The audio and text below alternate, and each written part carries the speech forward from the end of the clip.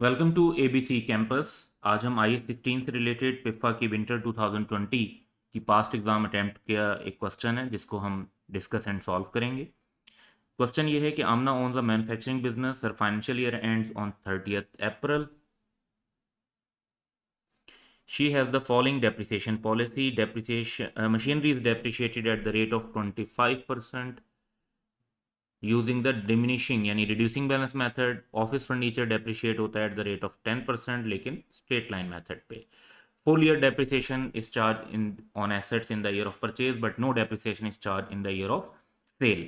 ये policy IS-16 के मुताबिक तो अलाउड नहीं है, लेकिन सोल ट्रेडर्स और जो पार्टनरशिप बिजनेसेस हैं, क्योंकि उन पर स्टैंडर्ड्स फॉलो करना लाजमी नहीं होता, तो वो इस तरह की पॉलिसी को फिर भी अप्लाई कर सकते हैं। लेकिन अगर हम प्रिसाइजली I-16 देखें तो वो इसको अलाउ नहीं करता। I-16 कहता है कि डेट ऑफ कमेंस, जिस दिन आपका अवेलेबल फॉर यूज़ होगा एसेट, उस दिन से डेप्रिसिएशन चार्ज होगी और अनटिल डी रिकग्निशन होगी। फिर हमें कुछ इंफॉर्मेशन अवेलेबल है जिसमें बैलेंसेस दिए हुए हैं। फर्स्ट में 2018 यानी ये ओपनिंग बैलेंसेस बन जाएंगे हमारे। उसके बाद 31 जुलाई को एडिशनल मशीनरी परचेज हुई है 18,000 की, और 20 फरवरी को ऑफिस फर्नीचर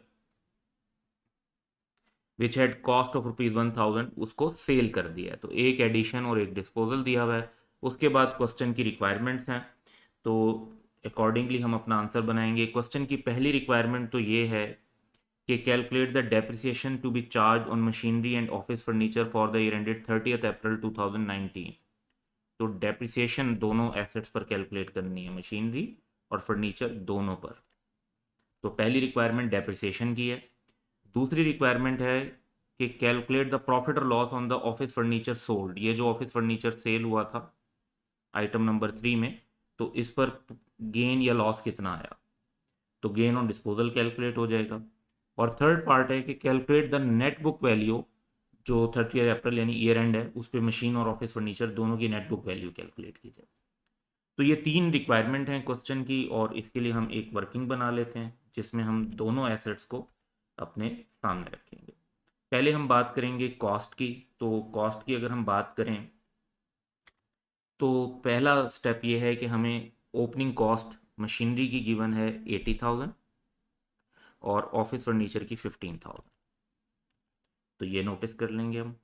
उसके बाद प्रोविजन फॉर डेप्रिसिएशन यानी एक्यूमुलेटेड डेप्रिसिएशन के बैलेंस दिए हुए हैं 60,000 और 5,000, तो इनको नोट कर लेते हैं। इससे हमारे पास नेट बुक वैल्यू आ जाएगी ओपनिंग टाइम पर 20,000 और 10,000 रिस्पेक्टिवली। इसके अंदर अब हम एडिशन जो हुआ है वो मशीनरी का हुआ है 18,000 का, इसको रिकॉर्ड कर लेंगे। फर्नीचर में कोई एडिशन नहीं है। ऑफिस फर्नीचर का डिस्पोजल हुआ है लेकिन उसकी गिवन है कॉस्ट। अब हम क्योंकि फाइनली नेटबुक वैल्यू निकालना चाहते हैं तो हम इसलिए नेटबुक वैल्यू बेस्ड कैलकुलेशन कर रहे हैं, तो हमें डिस्पोजल भी बुक वैल्यू पे लेना होगा। अब डिस्पोजल बुक वैल्यू पे लेने के लिए कॉस्ट तो 1,000 आ गई, लेकिन इस एसेट की क्यूमुलेटेड डेप्रिसिएशन अब तक कितनी है वो नहीं बताएगी, लेकिन वो कैलकुलेट की जा सकती है क्योंकि ये बता रहे हैं कि इस एसेट को 2011 मई में ख़रीदा था, तो इसका फर्स्ट ईयर एंड 30 अप्रैल 2012 को हुआ होगा। 2012, 13, 14, 15, 16, 17, 18 तक, तो ये 18 तक क्योंकि ईयर ऑफ परचेज में डेप्रिसिएशन चार्ज होती है और डिस्पोजल वाले साल में, सेल वाले साल में नहीं होती, तो 2018 तक इसके 7 ईयर्स बनते हैं और 10% का डेप्रिसिएशन रेट है, स्ट्रेट लाइन मेथड। तो 1,000 का एसेट, 10% डेप्रिसिएशन रेट, 7 ईयर्स 2012 से 2018 तक 700 की डेप्रिसिएशन बनती है।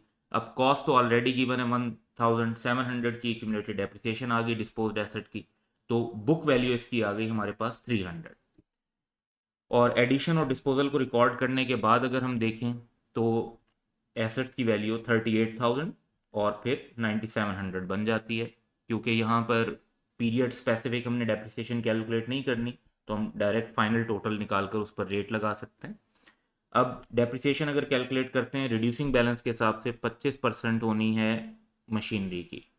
तो रिड्यूसिंग बैलेंस का मतलब यही है कि बुक वैल्यू की ये जो 38,000 है इसके ऊपर आपको डेप्रिसिएशन रेट लगाना है 25% का, 9,500 आएगा।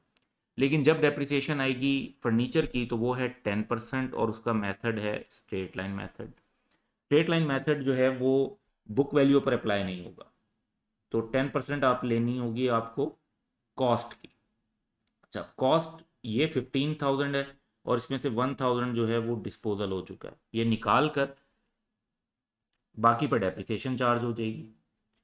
तो क्योंकि इन द ईयर ऑफ डिस्पोजल कोई डेप्रिसिएशन चार्ज नहीं करनी पॉलिसी के मुताबिक, क्वेश्चन की रिक्वायरमेंट के मुताबिक, तो 10% आएगा 1400। यहाँ से हमारे पास नेट बुक वैल्यू आ जाएंगी मशीनरी की डेप्रिसिएशन लेस करके 28,500 और फर्नीचर की 8,300। अब हम अपनी जो रिक्वायरमेंट्स हैं उनको लिख सकते हैं। फॉर एग्जांपल पहली रिक्वायरमेंट है डेप्रिसिएशन की, तो दोनों एसेट्स की डेप्रिसिएशन ये हमने कैलकुलेट कर चुके हैं। गेन ऑन डिस्पोजल, मशीनरी का तो डिस्पोजल हुआ नहीं, लेकिन डिस्पोजल जो हुआ है वो 550 का हुआ है और बुक वैल्यू जो है वो 300 है। तो 550 माइनस 300, हमने 300 की चीज़ 550 में बेची है, तो हमारा गेन ऑन डिस्पोजल आएगा फर्नीचर का। और फिर नेट बुक वैल्यू है, तो वो दोनों एसेट्स की हम ऑलरेडी कैलकुलेट कर चुके हैं, 28,500 and 8,300। That's all for today. Have a good day.